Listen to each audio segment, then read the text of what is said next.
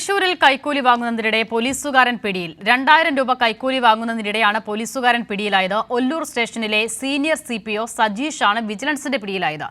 ശരത്ത് ഓങ്ങല്ലൂരുണ്ട്. ശരത്ത്, വിവരങ്ങൾ.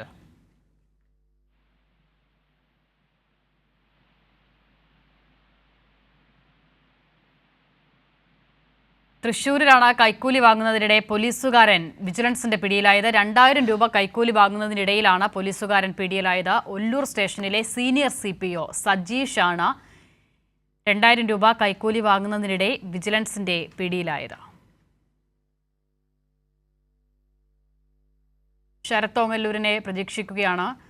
കൈക്കൂലി വാങ്ങുന്നതിനിടെയാണ് ഒല്ലൂർ സ്റ്റേഷനിലെ CPO വിജിലൻസിന്റെ പിടിയിലായിട്ടുള്ളത്. 2000 രൂപയാണ് കൈക്കൂലി വാങ്ങിയത്. ശരത്ത് ഓങ്ങല്ലൂരുണ്ട്. ശരത്ത്, പറയൂ വിവരങ്ങൾ.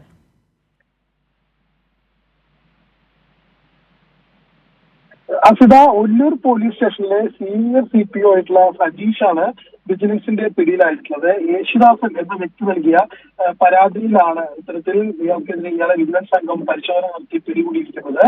അവിടെ നിന്ന് സർട്ടിഫിക്കറ്റ് കിട്ടുന്നതുമായി ബന്ധപ്പെട്ടുകൊണ്ട് ഓഫീസിനകത്ത് ചെന്നിരുന്നു. ഓഫീസർ ചെന്നപ്പോൾ കൈക്കൂലി ആവശ്യപ്പെട്ടിരുന്നു. അതിന്റെ അടിസ്ഥാനത്തിൽ യേശുദാസൻ കഴിഞ്ഞ ദിവസം വിജിലൻസ് ഓഫീസിലെത്തി ഈ സീനിയർ പോലീസ് ഉദ്യോഗസ്ഥരുമായിട്ട് സജീഷുമായിട്ട് ഫോണിൽ സംസാരിച്ചു.